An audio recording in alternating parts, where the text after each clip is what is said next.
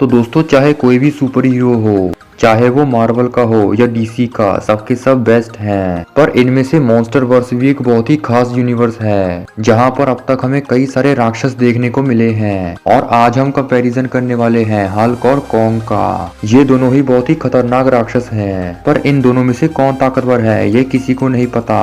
इसलिए आज हम हल्क और कॉन्ग का कंपैरिजन करेंगे। तो शुरू करते हैं।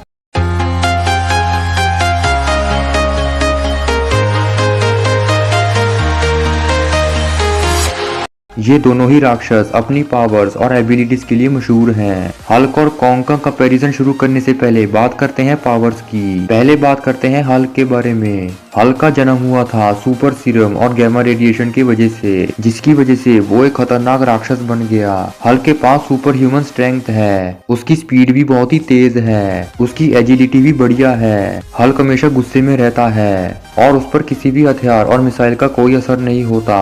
अगर वो घायल भी हो जाए तो वो ठीक हो जाता है, क्योंकि उसके पास हीलिंग पावर्स भी हैं। उसका शरीर बहुत ही बड़ा है, वो चाहे तो किसी भी टेम्परेचर में रह सकता है। वैसे तो हल्क के पास सुपर पावर नहीं है, लेकिन उसका गुस्सा ही उसकी सबसे बड़ी ताकत है और वो कभी भी तबाही करने से नहीं रुकता।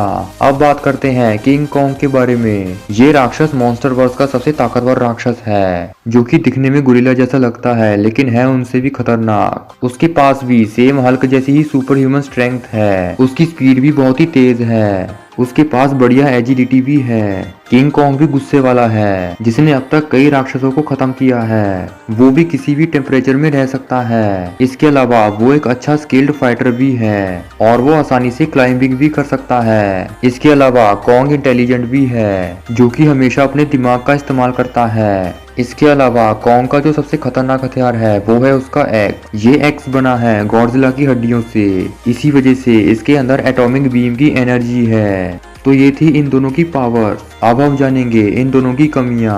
हल्क भले ही बहुत ही गुस्से वाला है, लेकिन यही गुस्सा उसे आउट ऑफ कंट्रोल बना देता है, जिसके जरिए हल्क को हराना आसान है। हालांकि उसकी ताकत गैमा रेडिएशन में है, पर ये कई बार उसकी पावर्स को भी कम कर सकता है। हल्क की स्ट्रेंथ और पावर्स लिमिटेड है, मतलब कि वो आसानी से थक जाता है। किंग कॉन्ग की जो सबसे बड़ी वीकनेस है वो है उसका साइज। किंग कॉन्ग का साइज भले ही बहुत ही बड़ा है, लेकिन ये उसकी कमजोरी भी बन जाती है, क्योंकि इस साइज की वजह से ही वो इजीली टारगेट हो सकता है, मतलब कि उसका शिकार करना आसान हो जाएगा। किंग कॉन्ग को इलेक्ट्रिक पावर्स के जरिए कमजोर किया जा सकता है। किंग कॉन्ग भले ही इंटेलिजेंट है, लेकिन अगर उसका दुश्मन उससे भी बड़ा इंटेलिजेंट है तो वो उसे आसानी से हरा सकता है। किंग कॉन्ग की पावर्स भी लिमिटेड हैं, मतलब कि वो आसानी से थक जाता है। अगर उसका एक्स भी टूट जाए तो वो आसानी से हार जाएगा।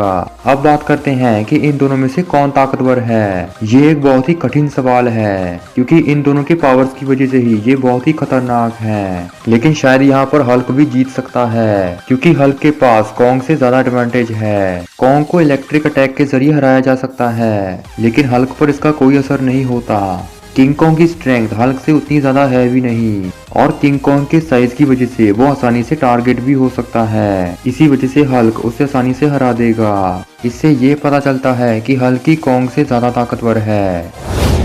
तो ये था हल्क और कॉन्ग का कंपैरिजन। अगर वीडियो पसंद आई हो तो इसे लाइक, शेयर और कमेंट जरूर कीजिए, और चैनल को सब्सक्राइब करके बेल आइकन भी प्रेस करें, ताकि हमारी लेटेस्ट वीडियोस का नोटिफिकेशन आप तक पहले पहुंच सके।